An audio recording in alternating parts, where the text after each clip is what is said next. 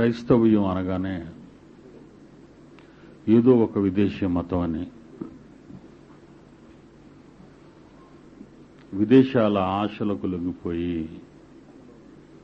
ప్రపంచంలో ఉన్న పేద దేశాల వాళ్ళు, అందులో ఇండియా ఒకటి,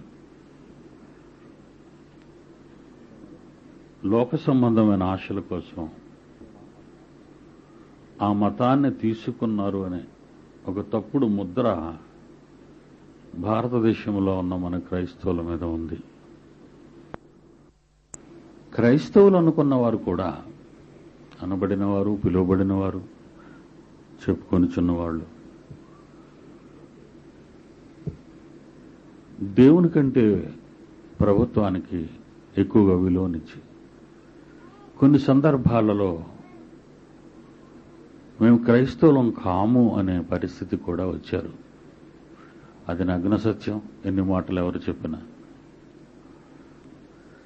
పరిస్థితులు దాటుకుంటూ జయిస్తూ ముందుకు వెళ్ళాలి అన్నది దేవుడు మనకిచ్చిన ధైర్యం, సాహసం.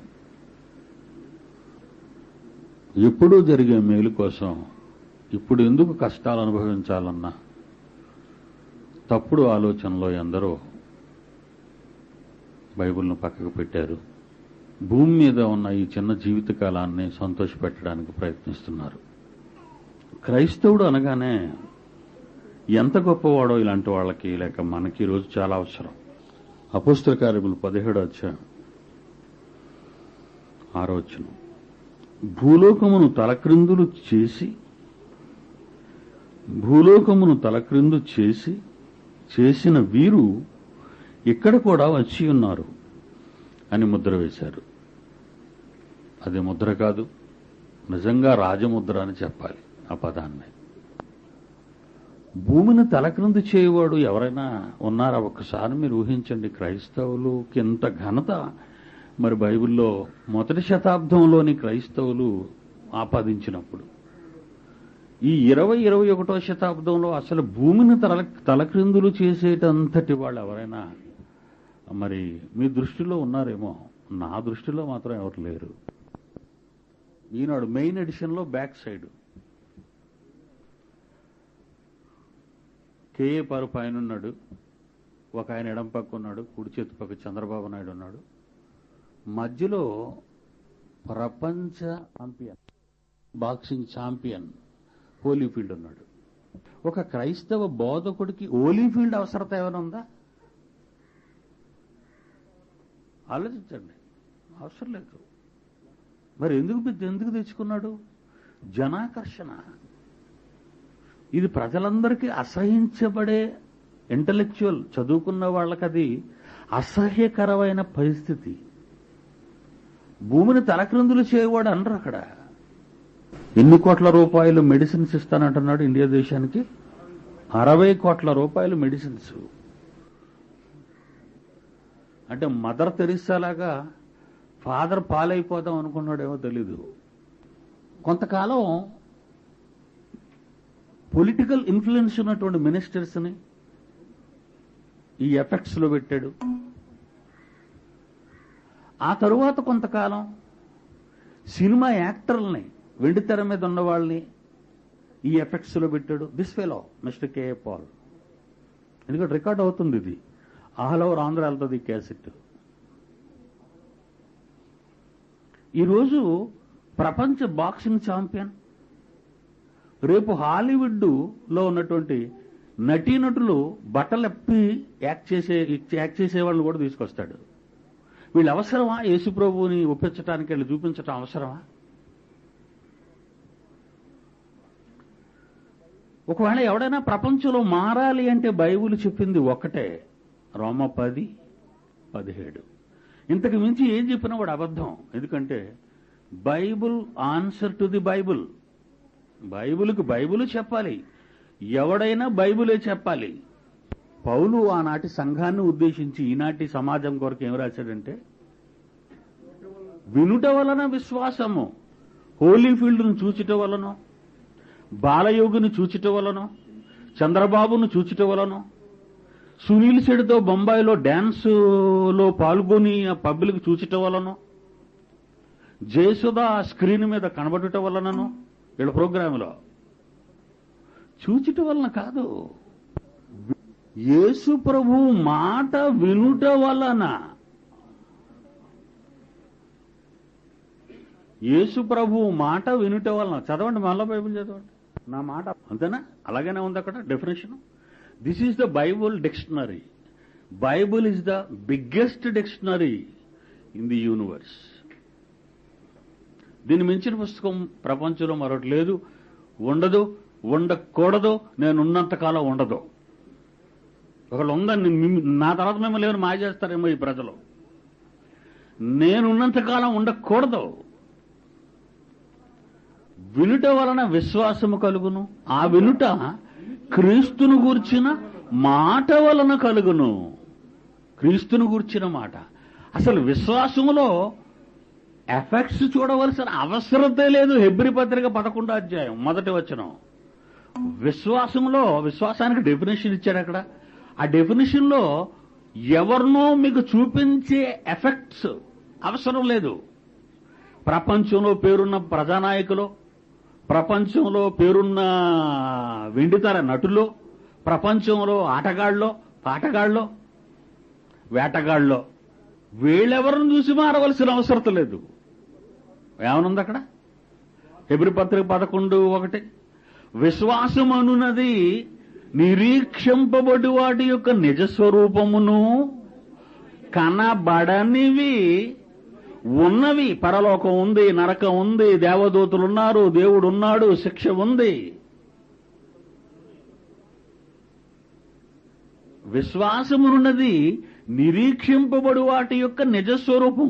దేనికోసం అయితే భూమి మీద నుండి నువ్వు ఎదురు చూస్తున్నావో అవి నీ కళ్లకు కనబడకపోయినా ఉన్నవి అని నమ్మటం విశ్వాసం. That is the definition. విశ్వాసం అన్నది నిరీక్షింపబడు వాటి యొక్క నిజస్వరూపం. అదృశ్యమైనవి ఉన్నవైనటకు రుజువు. కనబడనివి నమ్మాలి. కనబడని యేసును నమ్మాలి, కనబడని దేవుని నమ్మాలి, కనబడని నరకాన్ని నమ్మాలి, కనబడని స్వర్గాన్ని నమ్మాలి. నమ్ముతున్నావా? లేక ఆ వాటిని నమ్మించటానికి ప్రజలలో పనికొచ్చే వాళ్ళని ఎవరైనా వాడుకుంటున్నావా? హోలీఫీల్డ్ని చూస్తే యేసుక్రీస్తు గుర్తొస్తాడా నీకు? హోలీఫీల్డ్ని చూస్తే స్వర్గం గుర్తొస్తుందా? వాడు తినేసిన దెబ్బలు, వాడి తల నిండా కారుతున్న, మొహం నుండి కారుతున్న రక్తం, అదే కదా నీకు రింగులో చూసేది నువ్వు.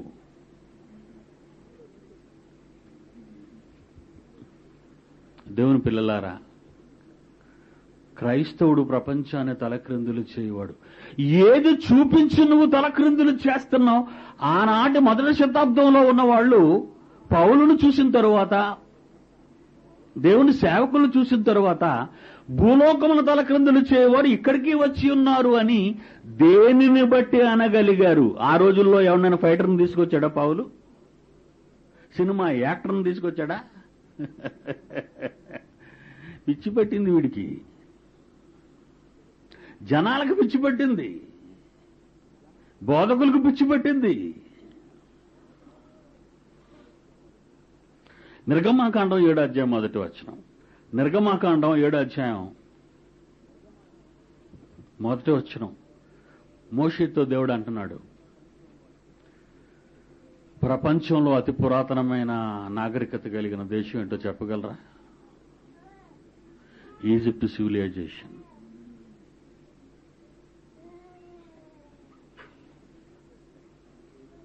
నైలు నాగరికత అన్నారు తెలుగులో. ఫరో చక్రవర్తులు అన్నారు. ఈజిప్ట్ దేశాన్ని పరిపాలించిన వారిని ఫరో చక్రవర్తులు. రోమా దేశాన్ని పరిపాలించిన వాళ్ళు సీజర్ చక్రవర్తులు. యూదయ దేశాన్ని పరిపాలించిన వాళ్ళు హెరోదు రాజులు. రవస్తమించిన బ్రిటిష్ సామ్రాజ్యాన్ని పరిపాలించిన వాళ్ళు జార్జి చక్రవర్తులు. అది ప్రపంచ చరిత్రలో రాజవంశాల గురించి చెప్పుకుంటే ఐగుప్తు దేశాన్ని పరిపాలించే రాజులు ఫరోలు.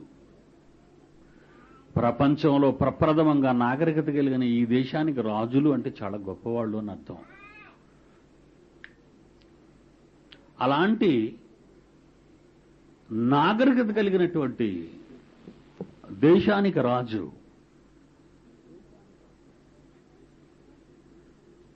ఫరో. ఆ ఫరో గురించి మోషేతో దేవుడు ఎంత ఈజీగా, ఎంత స్మాల్ కిడ్గా తీసుకున్నాడో దేవుడు.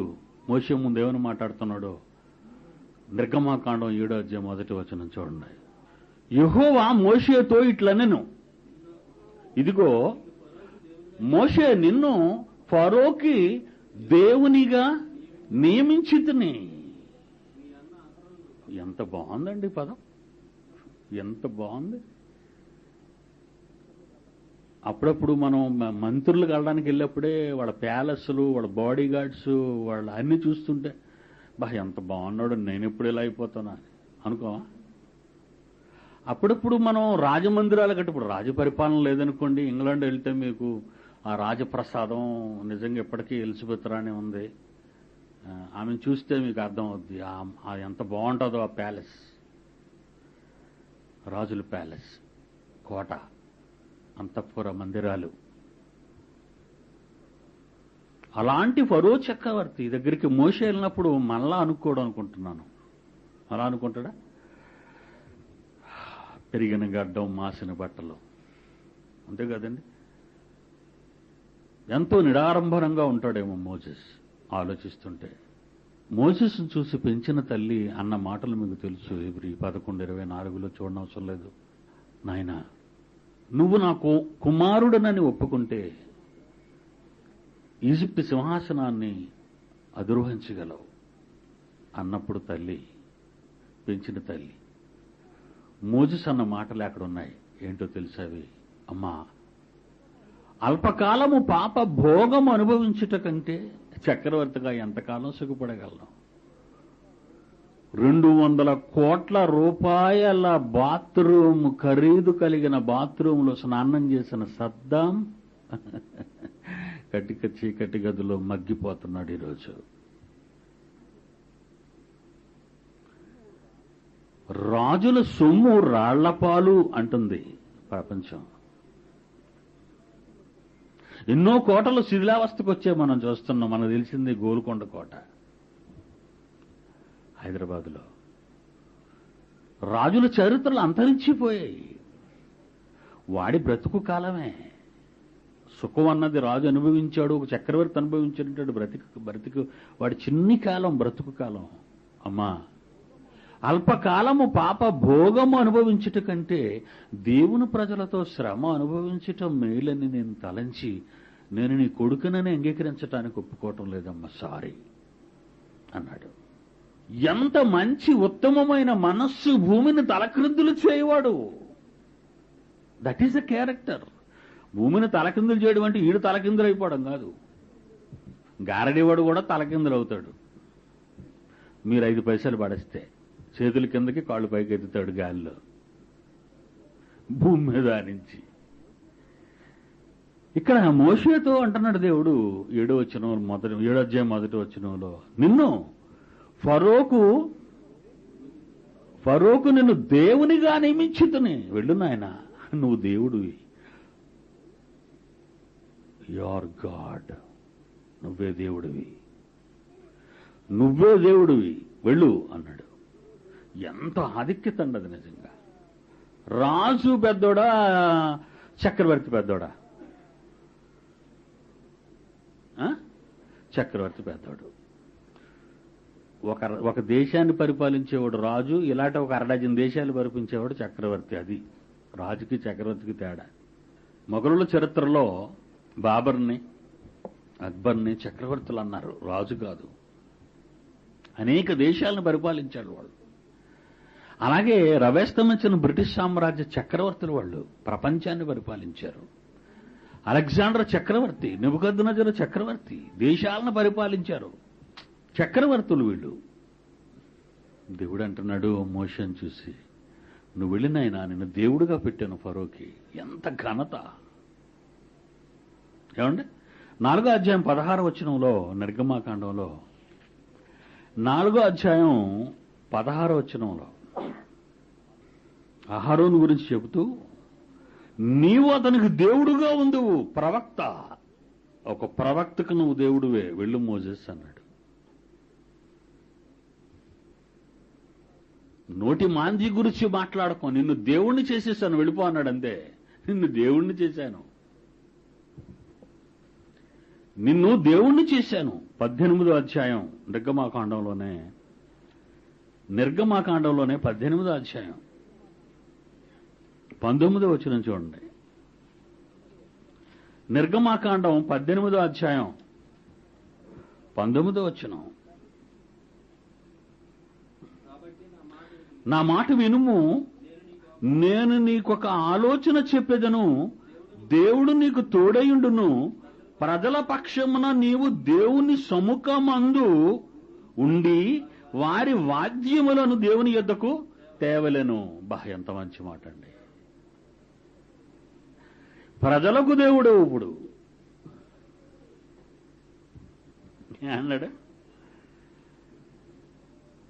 ఏమన్నాడండి? కాబట్టి నా మాట విను, నేను నీకు ఒక ఆలోచన చెప్పేదను, దేవుడు నీకు తోడై ఉండెను, ప్రజల పక్షమున నువ్వు దేవుని సముఖం మందు ఉండి వారి వ్యాజ్యాలను, వారి తగాదాలు, ఈ తగాదాలు కుటుంబ తగాదాలు కావచ్చు, దేశాల మధ్య తగాదాల వరకు, any disturbance in the world, ప్రపంచంలో. ఆ రోజు ఇశ్రాయేలీలు అనేక దేశాల గుండా ప్రయాణం చేసి వెళ్ళాలి. కనాను ప్రవేశించాలంటే 40 సంవత్సరాల ప్రయాణ కాలం. నీకు ఒక ఆలోచన చెబుతాను నేను. 20వ వచనం. నీవు వారికి ఆయన కట్టడలను, ధర్మశాస్త్ర విధులను బోధించి వారు నడవవలసిన త్రోవను, వారు చేయవలసిన కార్యములను వారికి తెలుపవలెను. 20. నీవు వారికి ఆయన కట్టడలను, ధర్మశాస్త్ర విధులను బోధించి, మోషేతో అంటున్నాడు, వారు నడవవలసిన త్రోవను, వారు చేయవలసిన కార్యములను వారికి తెలుపవలెను.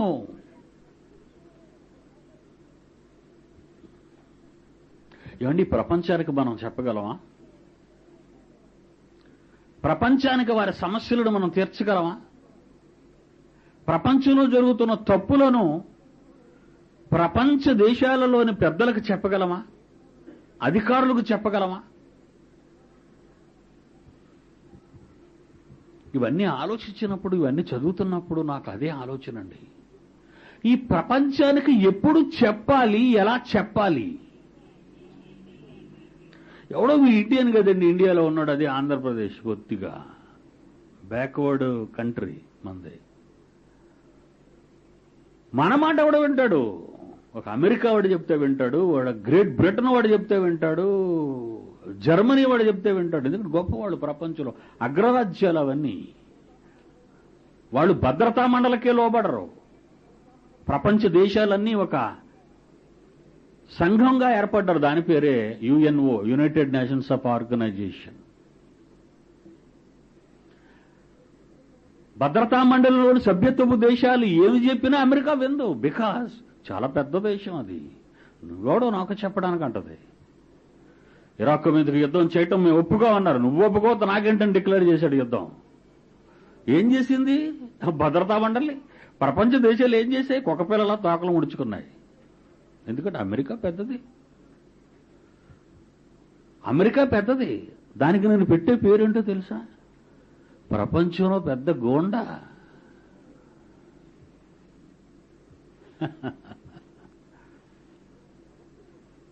మరి వాళ్ళకి ఎవరు చెప్పగలరు? అలాంటి వాళ్ళకి ఎవరు చెప్పాలి? నువ్వు ఈ మాటలు వినండి. 20వ వచనం.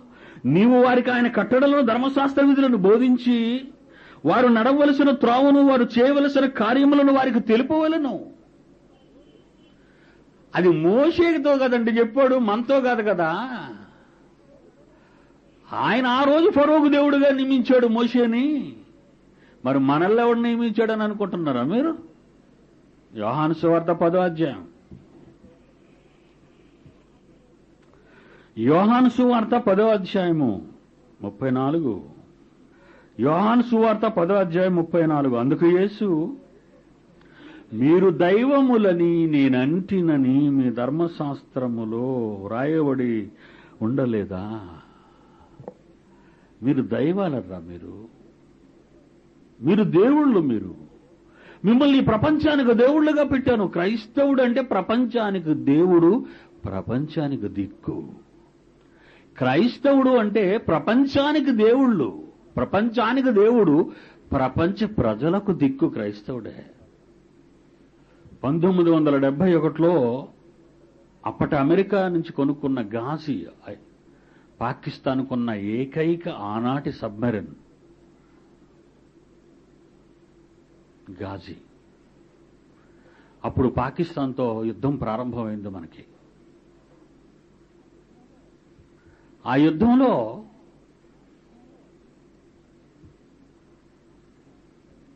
పాకిస్తాన్ నుండి బయలుదేరినటువంటి గాజీ అరేబియా సముద్రం గుండా హిందూ మహాసముద్రాన్ని శ్రీలంక చుట్టి బంగాళాఖాతంలోకి వచ్చింది. మద్రాసు సమీపంగా వెళుతూ విశాఖపట్నంకి వచ్చి ముఖ ఆ సబ్మెరైన్ జలాంతరిగామి ముఖ ప్రాంతం అంతా చిట్లిపోయి అలాగే కిందకి నీటిలోకి వెళ్ళిపోయింది. అందులో భయంకరమైన మారణాయుధాలతో వచ్చింది. అప్పటికి విశాఖపట్నాన్ని ఈస్టర్న్ నేవల్ కమాండ్గా చేశారు. ఒకప్పుడు మనకి బొంబాయి ఒక్కటే వెస్టర్న్ నేవల్ కమాండ్. ఆ తరువాత ప్రపంచంలో అతిపెద్ద నేవల్ యుద్ధానికి సంబంధించినటువంటి పెద్ద కేంద్రం ఏదంటే ఈస్టర్న్ నేవల్ కమాండ్ మన విశాఖపట్నమే. అప్పుడేనండి నేవల్ బేస్గా ఉండేది డీజీఎన్పీ కాంట్రాక్ట్లో. ఈరోజు అది యుద్ధ నౌకల నిర్మాణ విషయంలోనూ రిపేర్స్ విషయంలోనూ దాన్ని ఏమంటున్నారండి, నేవల్ డాక్ యార్డ్ అంటున్నారు. నా చిన్నప్పటి నుంచి 1971లో ఈ గాజీ అమెరికా నుంచి తీసుకున్న ఈ చక్కటి భయంకరమైనటువంటి జలాంతర్గామి అరేబియా సముద్రం నుంచి, పాకిస్తాన్ మరి అరేబియా సముద్ర తీరమేగా, అక్కడి నుంచి బొంబాయిని కొట్టకుండా శ్రీలంకను చుట్టి విశాఖపట్నంకి వచ్చేసింది. అది ఒక ప్రాంతం అంతా పగిలిపోయింది. మారణాయుధాలు ఉన్న ప్రాంతం అంతా పగిలిపోయి చిట్లిపోయి ఒక్కడు కూడా బ్రతకుండా అందరూ చచ్చిపోయారు జలంతర్గామిలో. అది అడుగుకి వెళ్ళిపోయింది. చేపలు పట్టుకోవడానికి వెళ్ళి మనం జాలర్లు వలేస్తే ఆ వల రావడం లేదు. ఏంటని అనుమానించి కిందకి వెళ్ళేసరికి పెద్ద జలాంతర్గా. అప్పుడు మన బేసోళ్ళకి తెలిసింది. అంతవరకు ఏమంటే ఆ కొండ మీద మన విశాఖపట్నానికి ఎందుకంత ప్రమాదం జరగలేదంటే, ఆ కొండ మీద బాబా ఉన్నాడండి. సముద్రపొడిని చూడండి, ఆ కొండ మీద బాబా ఉంటాడు. ఆ పక్క చిన్న కొండ మీద ఏమో వెంకటేశ్వర్లు ఉంటారు. వెంకటేశ్వర కొండ అంటారు అక్కడ. ఆ కొండ ఇంకా పైకి వచ్చేసరికి మేరీమాత కొండ అండి. 3 దేవుళ్ళు ఉన్నారు మన దగ్గర. అందుకే గాజీ మనల్ని ఏమి చేయలేకపోయిందన్నారు. 3 దేవుళ్ళు కాపాడేశారట. నేనేమనలే వినలరు కదండి, చిన్నపిల్లవాడిని. నేనేమనుకున్నానంటే మంచి స్పీడ్ మీద ఉన్నాను, ఇది తెలుసుకుని స్పీడ్లో ఒరే నేను ఉండబట్టారా మీరు అంతా బతికారా అన్నాను. అలా చెప్తే అర్థం కాదు కదా. అప్పుడు చెప్తే అర్థం అవుద్దా? సీడీ ఉండబట్టే మేము బతికామంటారు. 20 వచ్చిన ఏమన్నాడండి, నీవు వారికి ఆయన కట్టడల్లో ధర్మశాస్త్ర విధులను బోధించి వారు నడవలసిన త్రోవను వారు చేయవలసిన కార్యములు వారికి తెలుపవలను. భూమిని తలక్రిందులు చేసేవాళ్ళు దేవుళ్ళు, మనం దైవాలమే. 10:34 యోహాను సువార్త. మీరు దైవములు క్రైస్తవులారా, ఈ వ్యవస్థకు మీరు దైవాలు. కానీ వ్యవస్థకు పట్టిన దయ్యాలు వీరే ఈరోజు. కారణం ఈ పరిశోధన, ఈ బైబిలు, ఈ అవగాహన మన ముందటి తరాల్లో భక్తులకు గాని, పండితులకు గాని, పాఠశాలల్లో గాని, బైబిల్ విద్యా కేంద్రాల్లో గాని ఎవరికి తెలియదు ప్రపంచంలో. Not only in India. మిమ్మల్ని దేవుళ్ళుగా పెట్టానంటున్నాడు చూడండి, మిమ్మల్ని దేవుళ్ళుగా పెట్టాను. 1 తిమోతి 2:1 నుంచి మనము అంటున్నాడు పౌలు. చూడండి, తిమోతికి ఉత్తరాన్ని రాస్తూ మనము వై పీపుల్, మనం ఏం చేయాలి? సంపూర్ణ భక్తి మాన్యత కలిగి నెమ్మదిగాను సుఖముగాను బ్రతుకు నిమిత్తము. ఎవరు? ప్రపంచ ప్రజలు, నువ్వు కాదు, నీకెక్కడ సుఖం? క్రైస్తవుడికి సుఖం ఉందండి? ఇది మంద అనుకుంటున్నాడు క్రైస్తవుడు. మంద కాదు, మనకి ఎప్పుడు సుఖం లేదండి, అన్ని కష్టాలే. మనకు అన్ని కష్టాలేనండి. నిజం చెప్తే అన్ని కష్టాలే. మంచిగా బ్రతికితే అన్ని కష్టాలే. ప్రపంచ ప్రజలు సంపూర్ణ భక్తియు మాన్యతు నువ్వు కలిగి నెమ్మదిగా సుఖముగాను బ్రతుకు నిమిత్తం అన్నిటికంటే ముఖ్యముగా మనుషులందరి కొరకును 600 సుమారు 30 కోట్ల మంది ప్రజలు ఉన్నారు ప్రపంచంలో. నీ దేశ ప్రజల కొరకు కాదు, నీ ఊరి ప్రజల కొరకు కాదు, నీ కుటుంబ సభ్యుల కొరకు కాదు. ఇక్కడ అన్నిటికంటే ముఖ్యముగా మనుషులందరి కొరకును, నెక్స్ట్ చూడండి, రాజుల కొరకును, ప్రపంచాన్ని పరిపాలిస్తున్న అధికారులందరి కొరకును విజ్ఞాపనలను, ప్రార్థనలను, యాచనలను, కృతజ్ఞతాస్తుతులు చేయవలెనని హెచ్చరించుచున్నాను. ఎంత బాధ్యత ఉందో చూసారా మీ మీద? నేను అప్పుడప్పుడు అనుకునేవాడిని అండి, ఈ మాట రాశాడు మేము చెప్తే ఎవడని వింటాడండి? అమెరికా ప్రెసిడెంట్ వింటాడు మనం చెప్తే? ఎలిజబెత్ రాని వింటుందా మనం చెప్తే అండి? చెప్తే వాళ్ళు వినకపోతే తను రాసింది తప్పైపోద్ది. అదొక పెద్ద డౌట్ నాకు. అంతే కదా, మనం చెప్పింది వాళ్ళు వినలేదనుకోండి, అప్పుడు రాయబడింది తప్పైపోద్ది. మరి ఇక్కడ దేవుడు ఇన్ని 100 సంవత్సరాల క్రితం పౌలుతో ఎందుకు ఇది రాయించాడు తిమోతికి ఉత్తరాన్ని? మరి ఎందుకు చెబుతున్నాడు భవిష్యత్తు తరాలలో ఇది జరగాలని? ఏమని? మనుషులందరి కొరకును.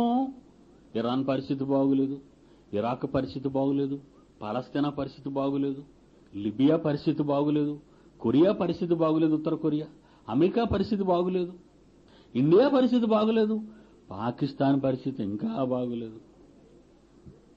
ప్రపంచ దేశాల్లో ఏ దేశ పరిస్థితులు బాగులేవు. కనుక మనుషులందరి కొరకును విజ్ఞాపనలు, ప్రార్థనలు, యాచనలను, కృతజ్ఞతాస్తుతులు చేయవలని హెచ్చరించున్నాను. మంచి చేసిన వాళ్ళకి థ్యాంక్స్ చెప్పు. పలానా దేశం మంచి చేసిందనుకో, నువ్వు థ్యాంక్స్ చెప్పు. పలానా దేశం బాగులేదనుకో, ప్రార్థన చేయి. ఇంకా ఏం చేయాలి? చెప్పాలి వాడికి. మరి విశ్వాసం ఎలా కలుగుతుందో చెప్పండి. విశ్వాసం ఎలా కలుగుతుందో వాళ్ళకి చెప్పాలి. మరి నువ్వు చెప్పాలి కదా, ఇది మిస్టేక్, తప్పు చేస్తున్నావు, జాగ్రత్త పడు అని. క్రైస్తవుడు ఎక్కడ ఆగిపోతాడంటే అక్కడ ఆగిపోతాడు. మేము ప్రార్థన చేస్తాం చెప్తే ఎవరికి చెప్పం. ఇది మంచిది. కిందనే ఉంటున్నాడు చూడండి, 3వ వచనంలో, ఇది మంచిది, మన రక్షకుడవు దేవుని దృష్టికి అనుకూలమునైనది ఉన్నది. ఆయన 4వ వచనంలో మనుషులందరూ రక్షణ పొంది సత్యమును గూర్చి అనుభవ జ్ఞానము గలవారై ఉండవాలని నిశ్చయించుచున్నాడు. లోకంలో ఉన్న మనుషులందరూ సత్యాన్ని తెలుసుకోవాలంటే బైబిల్ తెలుసుకోవాలి. లోకంలో ఉన్న మనుషులందరూ బైబిల్ తెలుసుకోవాలని ఆయన కోరుకుంటున్నాడట. మరి కోరుకుంటే నేనేం చేయాలి? నువ్వు అందరికీ చెప్పు, నువ్వు అందరి గురించి ప్రార్థన చేయ. మరి అందులో రాజులు ఉన్నారు, నాకు ఇంటర్వ్యూ నోరు మై నువ్వు చెప్పడమే. అధికారులతో నేనెలా చెప్పాలి? చెప్పు. ఎలా చెప్తావు నాకు అనవసరం, చెప్పు నువ్వు వెళ్ళి. వాడు మనిషే, రాజు మనిషి, అధికారి మనిషే, ప్రపంచంలో చక్రవర్తి మనిషే, నువ్వు చెప్పాలి. ఎంత ఘాటుగా ఉందండి.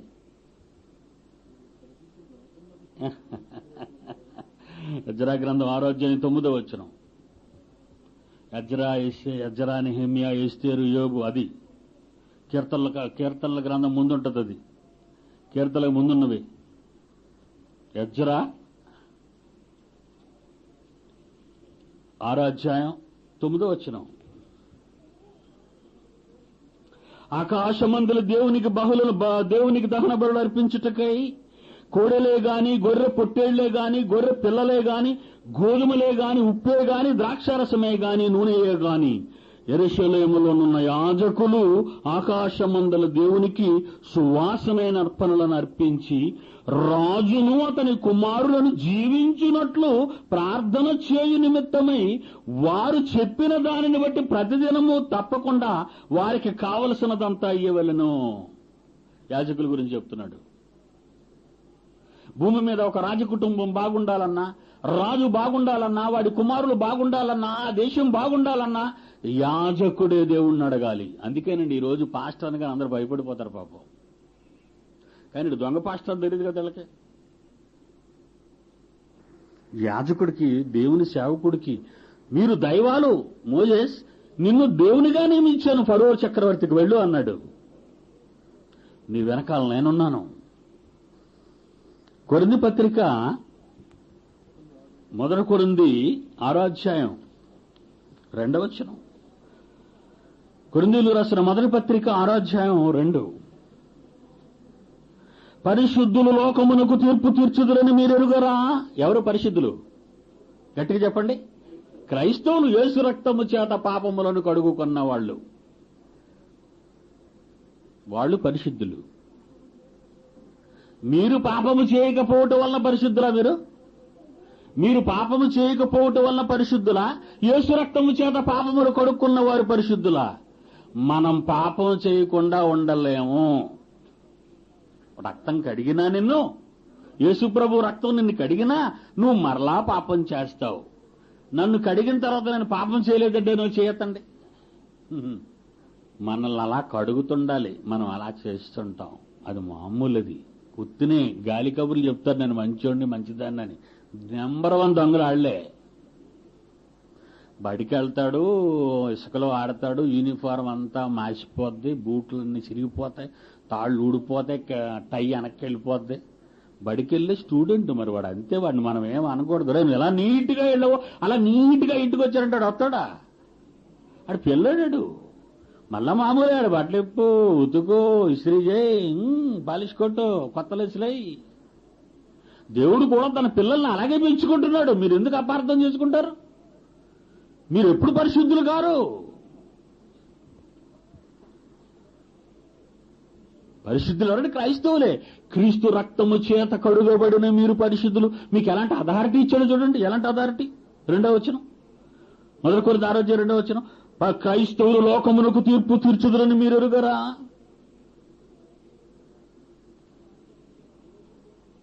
లోకానికి అనుకున్నారా? 3వ వచనం చూడండి. లోకానికి ఒకటి అనుకున్నారా? 3వ వచనం అంటున్నాడు దేవదూతల గురువు తీర్పు తీర్చుదురు. ఎంత పవర్ ఇచ్చేసాడండి మనకి. ఎంత పవర్ ఇచ్చాడు. నేండి ఈ పవర్ వచ్చేసిందండి నాకు ఈ మధ్య.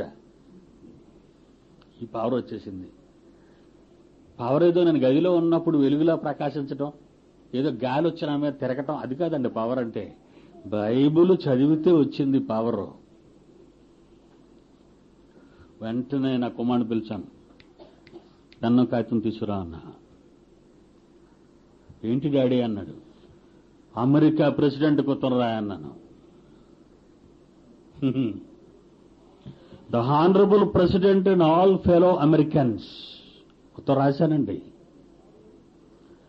26 రిపబ్లిక్ డే రోజు, జనవరి 2004.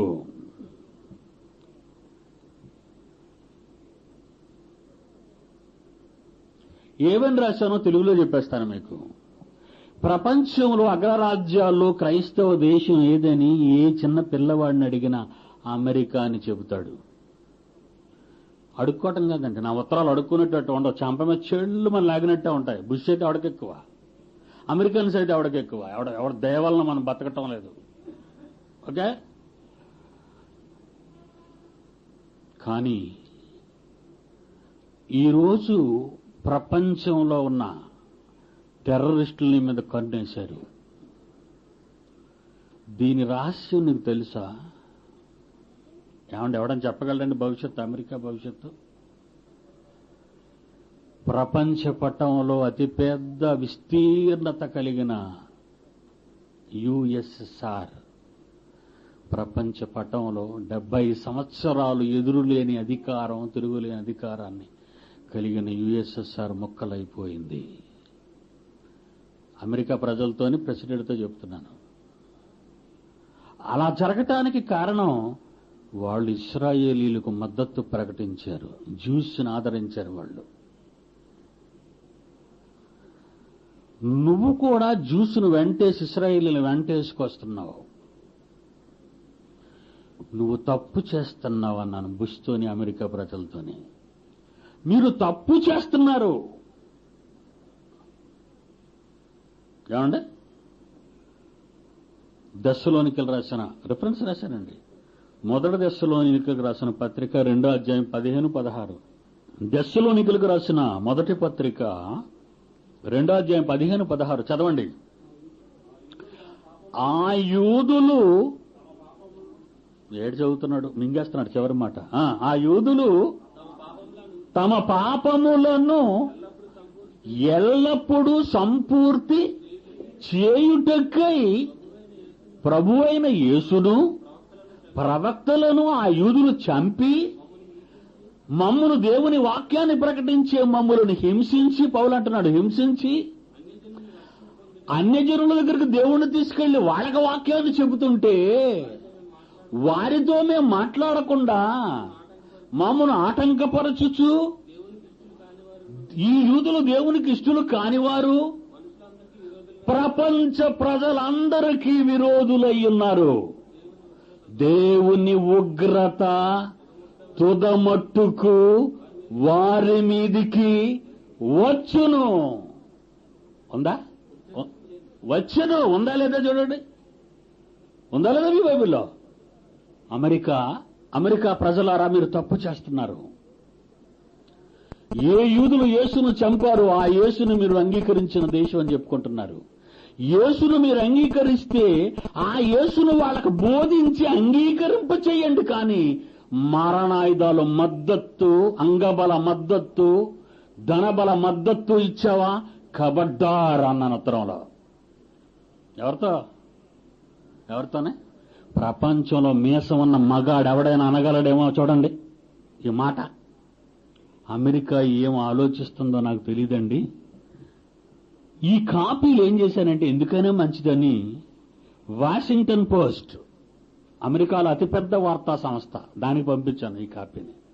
బ్రిటిష్ ప్రైమ్ మినిస్టర్ లండన్ అతనికొకటి పంపించాను. ఎందుకంటే వాళ్ళు సపోర్టే. అమెరికా తానా అంటే తందానా అంటారు వీళ్ళు, ఇంగ్లీష్ వాళ్ళు.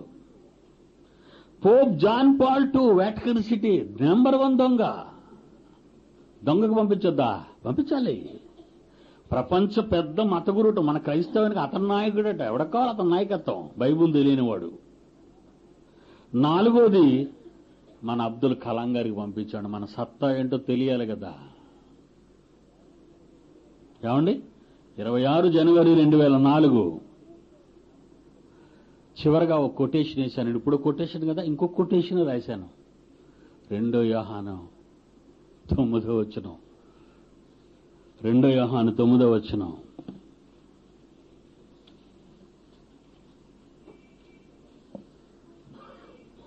చదవండి.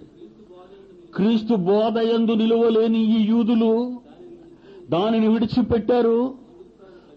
దానిని విడిచి ముందుకెడుతున్నారో యేసుప్రభుని నమ్మకుండా దేవుని అంగీకరింపని వాళ్ళు వీళ్లే.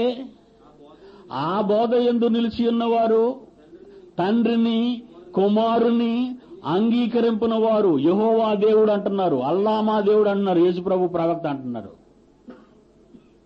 ఇలా తండ్రిని కుమారుని అంగీకరింపని వారు ఎవడైనను ఈ బోధను మీ యొద్దకు తేక మీ యొద్దకు వచ్చిన ఎడలా వాణ్ణి మీ ఇంటే చేర్చుకోవద్దన్నాడు. అసలు మీ ఇంట్లోకి రానే వద్దన్నాడు వీళ్ళని. ఇంకా గుడ్ మార్నింగ్ అనొద్దన్నాడు. శుభం. అలాగని శుభం. క్రైస్తవ వినాశకులు వాళ్ళు, క్రీస్తు హంతకులు వీళ్ళు. వాళ్ళకు శుభం చెప్తావు, ఒక హంతకుడికి శుభం చెప్తావా నువ్వు అన్నాను అమెరికాని. పూర్తి వివరాలు కావాలంటే సింహగర్జన పెద్ద పుస్తకం ఉంది కదా మంది, ఇంగ్లీష్లో ట్రాన్స్లేట్ అయింది మంది. 85వ పేజీ నుంచి 112వ పేజీ వరకు అబ్రహాము మొదలుకొని అరాఫత్తు వరకు అందులో చదువుకొని ఆ పుస్తకంలో అన్నాను. పుస్తకాన్ని కూడా పంపించాను అందరికి, ఒక్కొక్క పుస్తకం. ఏమండి, ఉత్తరాలు ఇలా పనిచేస్తున్నాయి. కానీ ఇంగ్లాండ్ వాళ్ళు మాత్రం వెంటనే లెటర్ రాసేశారండి. ఇంగ్లాండ్ నుంచి ఉత్తరం వచ్చేసింది. ఎవరు? Tony Blair. ఎందుకంటే చెమట్ల పట్టు ఉంటుంది ఉత్తరం చూడగానే. ఎందుకంటే వీళ్ళు క్రైస్తవులు, వీళ్ళకి భయం. ఎందుకంటే మహాబోధకులు కళ్ళు మూసుకొని నా దగ్గర బోధకు చెప్పారు కదండి, ప్రపంచంలో నా ముందు నిలబడేవాడు ఎవడు లేడంటాను. అందుకే ఎవడు anybody in the universe. ఇది వాడి పర్సనల్ అడ్మినిస్ట్రేషన్ డిపార్ట్మెంట్. ఇది from the direct communication unit. 11th February 2004 26 జనవరి అంటే 27 మనం పోస్ట్ చేసాం. వీళ్ళు 11th రాశారు ఉత్తరాన్ని, ఫిబ్రవరిలోనే. 26 జనవరిలో మనం రాశాం, ఫిబ్రవరి 11 వీళ్ళు రాశారు. Mister PD Sundarrao, Bible open university India, అకైపాలో, Visakhapatnam 16, Andhra Pradesh, India. Dear mister Sundarrao, the Prime Minister has asked me to thank you for a copy of your recent letter and enclosed book addressed to President George W. Bush. Prime minister గారు మీకు వందనాలు చెప్పమన్నారు. President George బుష్కి ఏదైతే పంపారో ఆ పుస్తకాన్ని, ఆ ఉత్తరాన్ని మాకు అందినట్టు అని సంతకం పెట్టలేదండి. ఆ ఉత్తరానికే పొంగిపోతే ఇంకెందుకు? కింద నేమి రాశాడో చూడండి. ఇప్పుడు the contents of your letter, అంటే మీ ఉత్తరంలో ఉన్న సంగతులు, the contents of your letter have been carefully noted. ఎవరాశాడండి?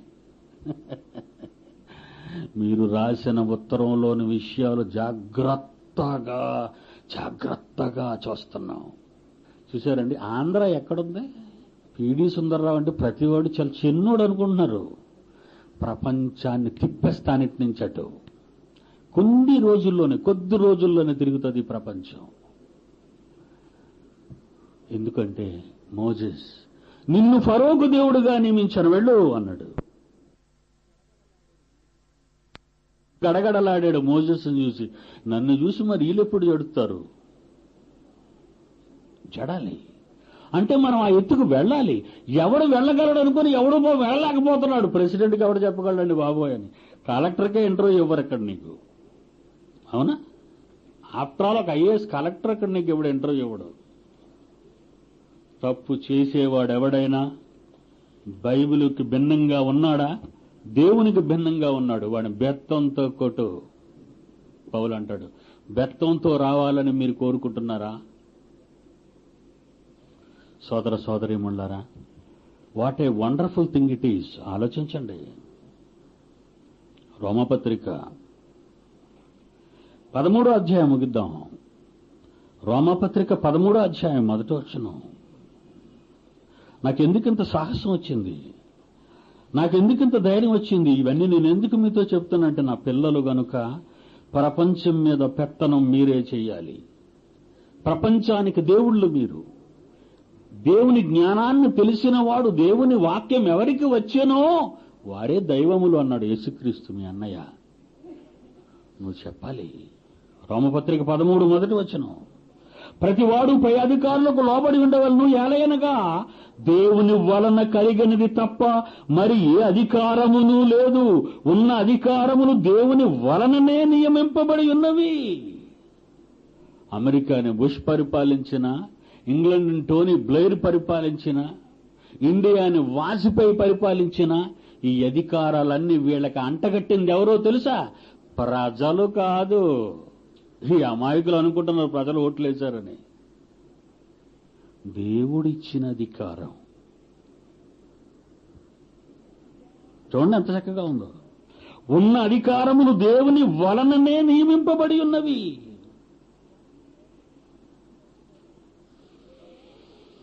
ఒక అధికారి యేసుక్రీస్తుని చూసి, హైలైట్ లాస్ట్ గా చెప్తున్నాను, ఏమంటున్నాడో చూడండి. యోహాను సువార్త 19వ అధ్యాయం 10-11 వచనాలు. ఒక అధికారి యేసుని చూసి ఏమంటున్నాడు? యోహాను సువార్త 19వ అధ్యాయం 10-11 వచనాలు. పిలాతో, నాతో మాట్లాడవా? నిన్ను విడుదల చేయుటకు నాకు అధికారము కలదని, నిన్ను సిలువ వేయుటకు నాకు అధికారము కలదని నీ వెరుగవా అని డబ్బా కొట్టాడు, డప్పు వాయించుకున్నాడు. అప్పుడు ప్రభు అంటున్నాడు 11, పైనుండి నీకు ఇయ్యబడి ఉంటేనే తప్ప నా మీద ఏ అధికారమును ఉండదు. హైలైట్, హ్యాట్సప్ అండి. ఏ అధికారంతో నేను దీన్ని రాశాను అంటే, పైనుండి నాకు ఇయ్యబడిందే తప్ప ఇండియా నాకు ఇవ్వలేదు అధికారం. ఏమండి, కలాం అనుకుంటాడు ఏంటిడు చొరవ.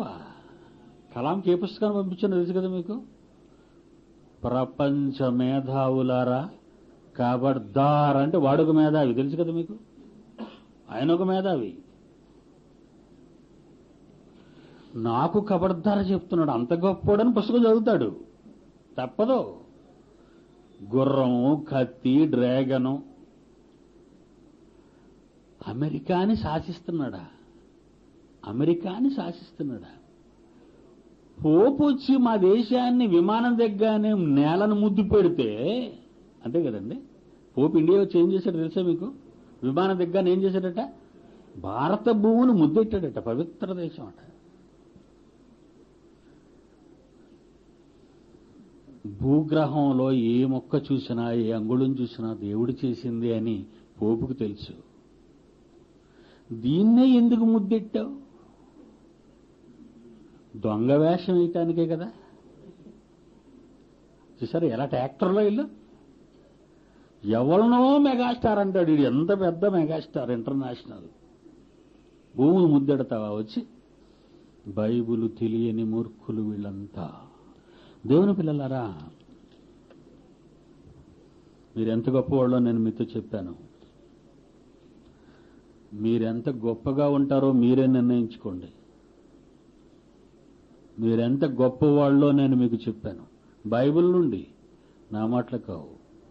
భూమిని తలక్రిందులు చేసి ప్రపంచ రాజ్యాలను గడగడలాడించి దేవుని వాక్యాన్ని ప్రకటిస్తావో, అమెరికా డాలర్కో, ఇంగ్లాండ్ పౌండ్కో నువ్వు అమ్ముడుపోతావో నిర్ణయించుకో. ప్రార్థన చేసుకుందాం. కళ్ళు మూసుకోండి.